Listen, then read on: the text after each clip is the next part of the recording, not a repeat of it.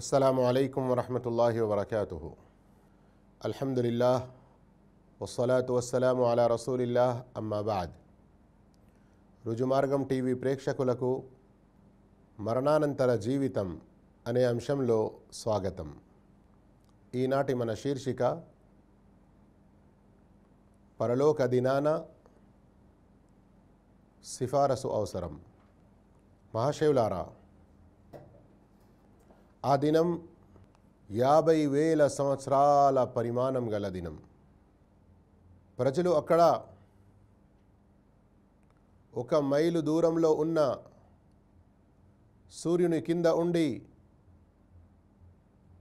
పాపాల కారణంగా వారి చెమటలు కారుతూ 70 గజాల దూరం వరకు కూడా వారి వెనుక ఉండి వారు స్వయంగా తమ చెమటల్లో కొందరు చీలమండలాల వరకు, మరికొందరు ముఖాళ్ళ వరకు, మరికొందరు నడుము వరకు, మరికొందరు మెడ వరకు, ఈ విధంగా ఏదైతే మునిగి ఉంటారో కాలం చాలా దీర్ఘంగా గడుస్తూ పోతుంది.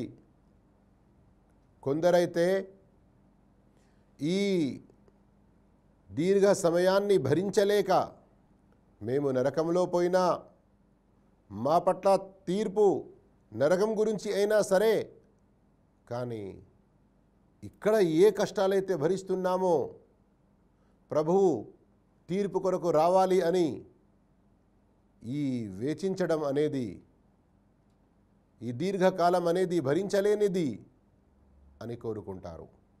ఆ సందర్భంలో ఎంతోమంది కలిసి హజరత్ ఆదం అలైహిస్సలాం, మనందరి తండ్రి, ఆది మానవుడు ఆదం అలైహిస్సలాం వద్దకు వెళ్తారు. ఓ నాన్న,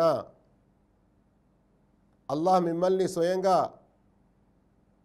తన శుభహస్తాలతో పుట్టించాడు, ఆత్మ మీలో ఊదాడు, మరి నిన్ను స్వర్గంలో నివసింపజేశాడు. మేము ఈరోజు ఇంత కష్టతరంలో ఉన్నాము, ఈ దీర్ఘకాలాన్ని భరించలేక నానా రకాల ఇబ్బందులకు గురి అవుతున్నాము. మీరు అల్లాహ్ ఎదుట సిఫారసు చేసి అల్లాహ్ త్వరగా తీర్పు చేయడానికి రావాలి అన్నట్లుగా కోరండి. మహాశివులారా, గమనించండి, ఇది కూడా ఆ సమయంలో అల్లాహ్ యొక్క ఎంత గొప్ప కరుణ, అది ఆలోచించండి. దీర్ఘకాలం ఉంది, ఇంకా వేరే రకాల కష్టాలు ఉన్నాయి. ఇవన్నీ విషయాలు ఏదైతే మనం గత భాగాల్లో విన్నామో అవన్నీ కూడా వాస్తవం.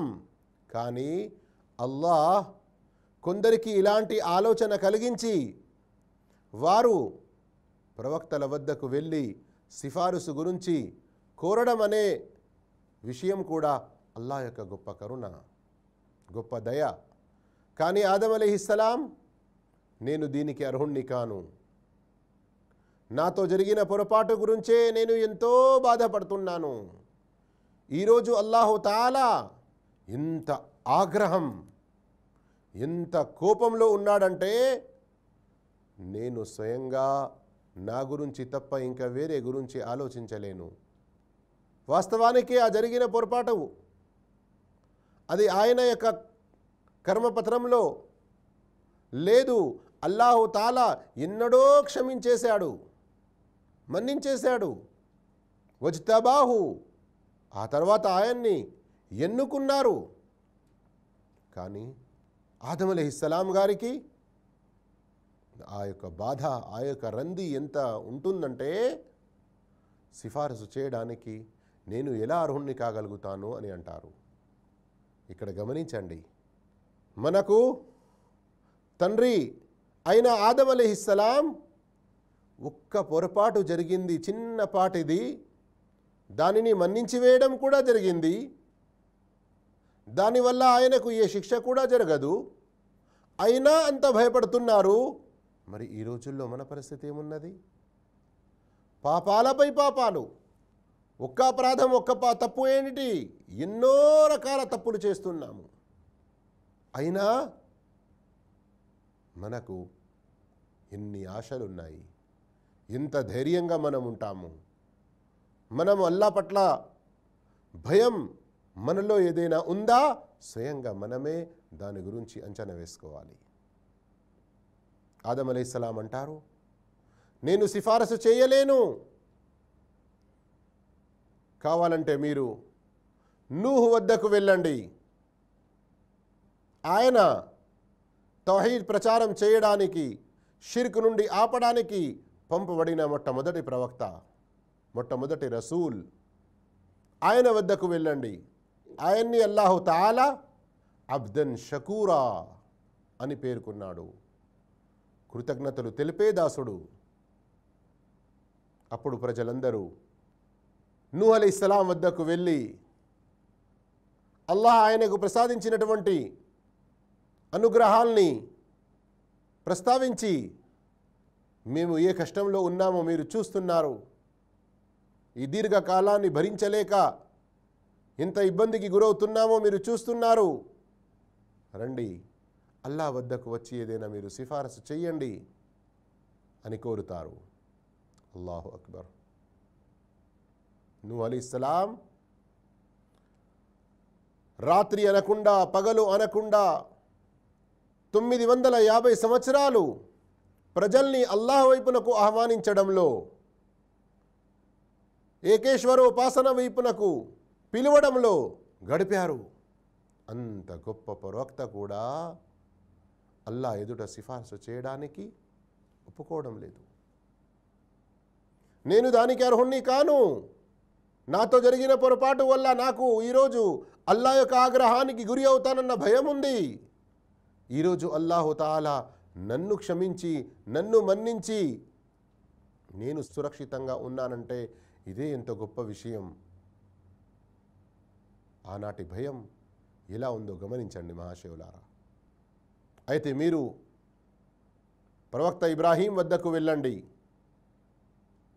అల్లాహ్ ఆయన్ని సన్నిహితులుగా చేశాడు, ఖలీల్ అన్న బిరుదు ప్రసాదించాడు.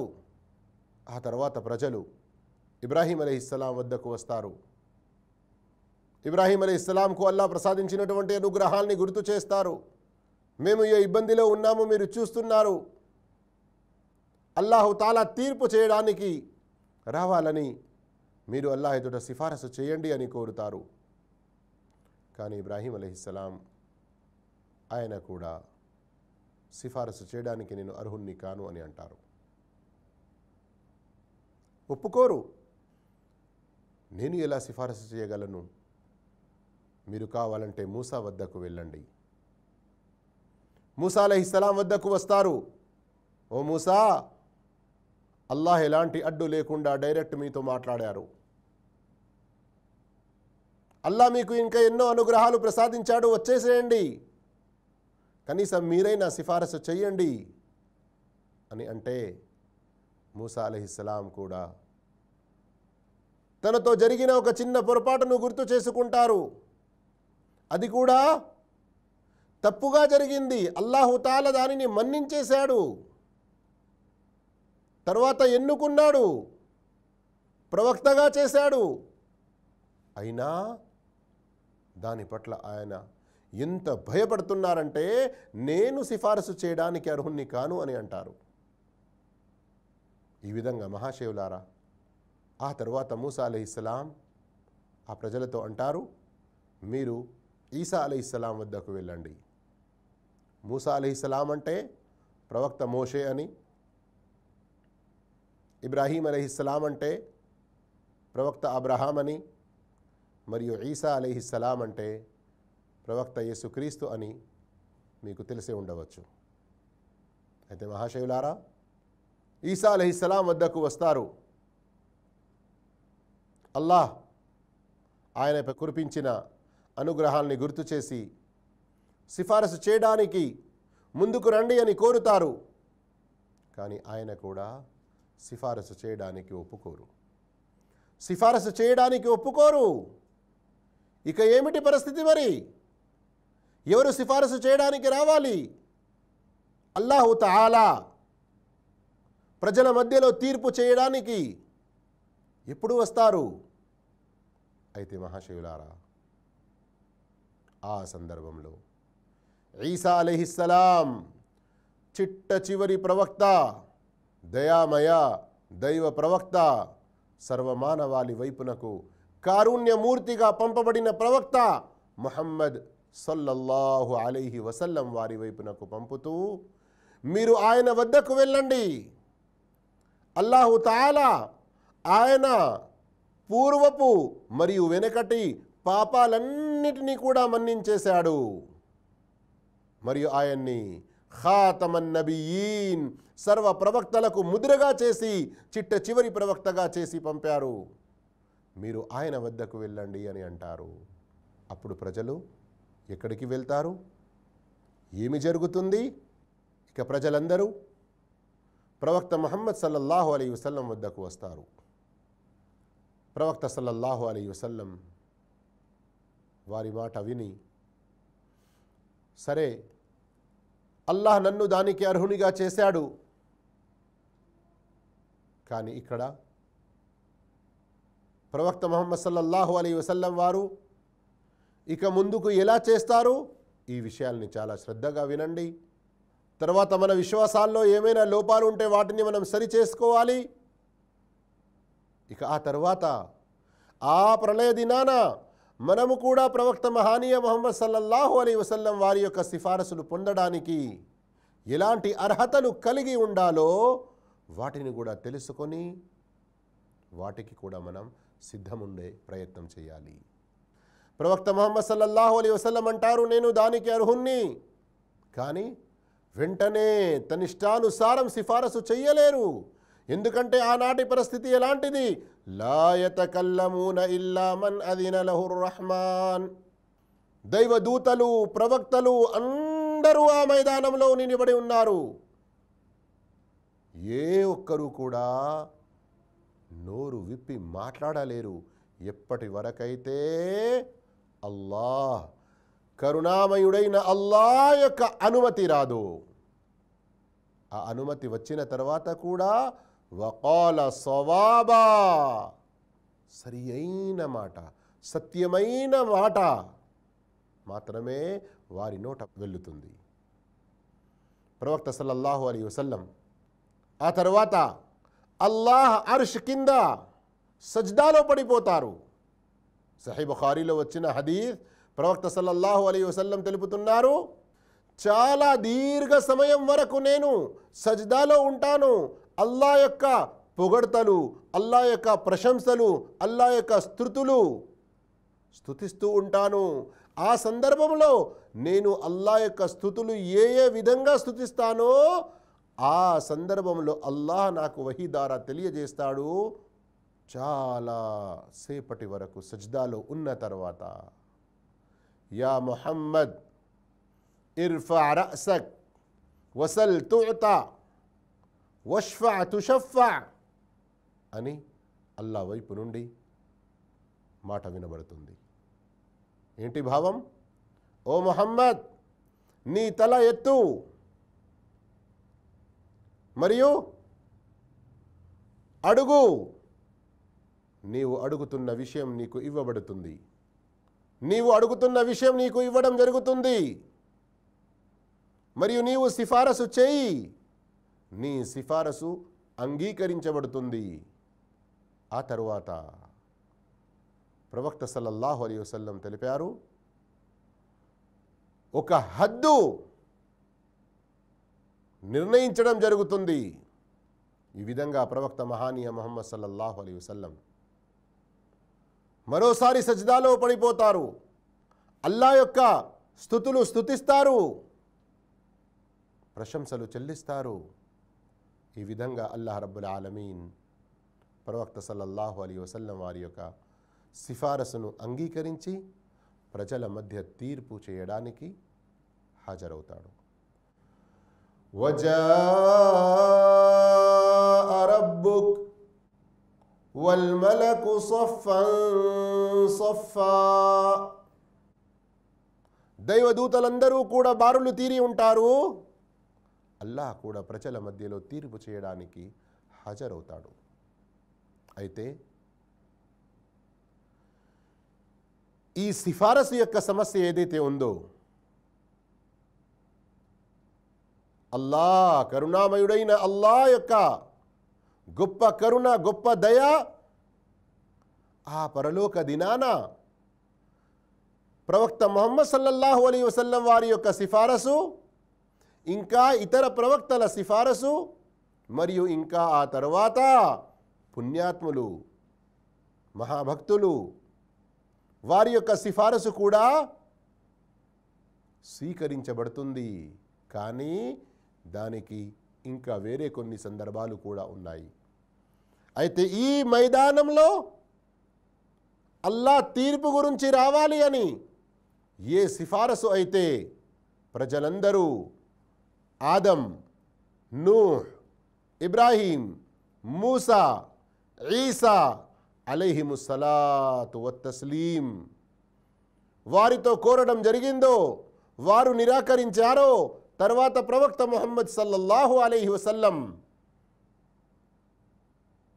సరే మంచిది, నేను దానికి అర్హుణ్ణి, నేను అల్లాహ్ ఎదుట సిఫారసు చేస్తాను అని అర్ష్ కింద సజ్దాలో పడిపోతారో, తర్వాత సిఫారసు గురించి ప్రవక్త సల్లల్లాహు అలైహి వసల్లంకి అనుమతి లభిస్తుందో, ఈ సిఫారసును అష్షఫాఅతుల్ ఉజ్మా, సిఫారసులు ఎన్ని రకాలుగా ఉన్నాయో, ఎన్ని సందర్భాలలో ఉన్నాయో వాటన్నిటిలో అతి గొప్ప సిఫారసు. దీని యొక్క అర్హత ప్రవక్త మహానీయ ముహమ్మద్ సల్లల్లాహు అలైహి వసల్లం తప్ప ఇంకా వేరే ఎవరికీ లభించదు. మరియు ఈ సందర్భంలో ప్రవక్త ముహమ్మద్ సల్లల్లాహు అలైహి వసల్లం వారికి ఏ సిఫారసు ఇవ్వడం జరిగిందో, సిఫారసు స్వీకరించడం జరుగుతుందో, దానినే ఖురాన్ మజీద్లోని ఆయత్ సూర ఇస్రాలో మకామం మహ్మూదా అని చెప్పడం జరిగింది. ఏంటి భావం? సూరత్ బనీ ఇస్రాయిల్ ఆయత్ నంబర్ 79లో వమినల్ లైలి ఫతహజ్జద్ బిహి నాఫిలతల్ లక్, రాత్రి వేళ నిలబడి నిద్ర నుండి మేలుకొని తహజ్జుద్ నమాజ్ పాటించు, ఇది నీ కొరకు అదనపు నమాజ్, నఫిల్ నమాజ్. అసా అన్ యబ్అసక రబ్బుక మకామం మహ్మూదా, ఈ విధంగా అల్లాహు తఆలా మీకు ప్రశంసింపబడిన, ప్రశంసించదగిన ఆ గొప్ప స్థానానికి నిన్ను చేర్చుతాడు. మకామం మహ్మూదా, మకామం మహ్మూదా అని ఏదైతే అనబడిందో అంటే ప్రశంసించదగిన స్థానం అని, దీని గురించి సహీ బుఖారీలో హదీత్ ఉంది. హదీత్ నంబర్ 1748 ప్రవక్త మహానీయ ముహమ్మద్ సల్లల్లాహు అలైహి వసల్లం తెలిపారు, ఆనాడు ప్రజలందరూ ప్రవక్తల వెంట వెళ్ళి మీరు సిఫారసు చేయండి అని కోరుతారు, వారు దానిని ఒప్పుకోరు, చివరికి నా వద్దకు వస్తారు. అప్పుడు అల్లాహు తఆలా నన్ను మకామె మహ్మూద్ స్థానానికి చేర్చి నా యొక్క సిఫారసును అంగీకరిస్తాడు. సహీ బుఖారీలోని మరో ఉల్లేఖనంలో ఉంది, హదీత్ నంబర్ 1475, యహ్మదుహు అహ్లుల్ జమ్ఇ కుల్లుహుం, ఎప్పుడైతే ప్రవక్త సల్లల్లాహు అలైహి వసల్లం వద్దకు వస్తారో ప్రజలు, అప్పుడు ప్రజలందరూ కూడా ప్రవక్త ముహమ్మద్ సల్లల్లాహు అలైహి వసల్లంని ప్రశంసించి ఈయన దీనికి అర్హులు, ఈయన చేయగలుగుతారు అని చెప్పుకుంటూ ఉంటారు. ఈ విధంగా ఇక్కడ ఒక విషయం మనం గమనించాలి. ఈ తర్వాత వేరే సందర్భాలు ఏవైతే ఉన్నాయో, ఇంకా సిఫారసు చేయడానికి వేరే సందర్భాలు ఏవైతే ఉన్నాయో వాటి ప్రస్తావన మరి కొంతసేపటి తర్వాత వస్తుంది. కానీ ఇక్కడ ఒక విషయం మనం గమనిస్తాము, అదేమిటి? ఈ మకామె మహమూద్లో ఈ ప్రళయ దినాన, పరలోక దినాన ఆ మహామైదానంలో అల్లాహ్ ప్రజల మధ్య తీర్పు చేయడానికి రావాలి అని ఏదైతే ప్రజలు కోరుకుంటారో దీర్ఘ సమయాన్ని భరించలేక ఆ సందర్భంలో ప్రవక్త సల్లల్లాహు అలైహి వసల్లం వారి యొక్క సిఫారసును పొందడానికి ఇహలోకంలో ఏదైనా సత్కార్యాలు ఉన్నాయా? ప్రవక్త సల్లల్లాహు అలైహి వసల్లం తెలిపారు, అస్అదున్నాసి బిషఫాఅతి యౌమల్ ఖియామah, ప్రళయ దినాన నా సిఫారసు పొందే అదృష్టవంతుల్లో ఒకరు మన్ ఖాల లా ఇలాహ ఇల్లల్లాహ్ ఖాలిసం మిన్ కల్బి, ఎవరైతే లా ఇలాహ ఇల్లల్లాహ్ తన మనసుతో మరియు స్వచ్ఛమైన మనసుతో చదువుతారో, అంటే ఏమిటి, అల్లాహ్తో పాటు ఇంకా ఎవరిని కూడా ఆయన ఆరాధనలో ఎలాంటి భాగస్వామిగా చెయ్యరు. ఆ తర్వాత నమాజులను స్థాపించడం, నమాజ్ కంటే ముందు అదా ఏదైతే అవుతుందో దాని యొక్క సమాధానం పలకడం. ప్రవక్త సల్లల్లాహు అలైహి వసల్లం తెలిపారు సహీ బుఖారీలోని హదీస్, ఎవరైతే అదాన్ తర్వాత ప్రవక్త ముహమ్మద్ సల్లల్లాహు అలైహి వసల్లంపై దరూద్ చదువుతారో ఆ తర్వాత అల్లాహుమ్మ రబ్బ హాదిహి దఅవతి తామ్మ వస్సలాతిల్ ఖాయిమ ఆతి ముహమ్మదనిల్ వసీలత వల్ ఫదీలత వబ్అత్హు మకామం మహ్మూదనిల్లదీ వఅద్తహ్ అని చదువుతారో హల్లత్ లహు షఫాఅతి యౌమల్ ఖియామah, ప్రళయ దినాన వారికి నా సిఫారసు లభిస్తుంది అని ప్రవక్త సల్లల్లాహు అలైహి వసల్లం తెలిపారు. అయితే ఇలాంటి సత్కార్యాలు చేస్తూ ఉండే ప్రయత్నం చేయాలి. మరికొన్ని విషయాల గురించి ఇన్షా అల్లాహ్ మనం వేరే సందర్భాలలో తెలుసుకుందాము. అల్లాహు తాలా ఆ పరలోక దినాన దీర్ఘకాలంలో ఏ సిఫారసు ప్రవక్త సల్లల్లాహు అలైహి వసల్లం వారికి చేయడానికి అనుమతించడం జరుగుతుందో ఆ సిఫారసు మనం కూడా పొందేటువంటి సద్భాగ్యం ప్రసాదించుగాక. జజాకుముల్లాహు ఖైరా. వస్సలాము అలైకుం వరహ్మతుల్లాహి వబరకాతుహు.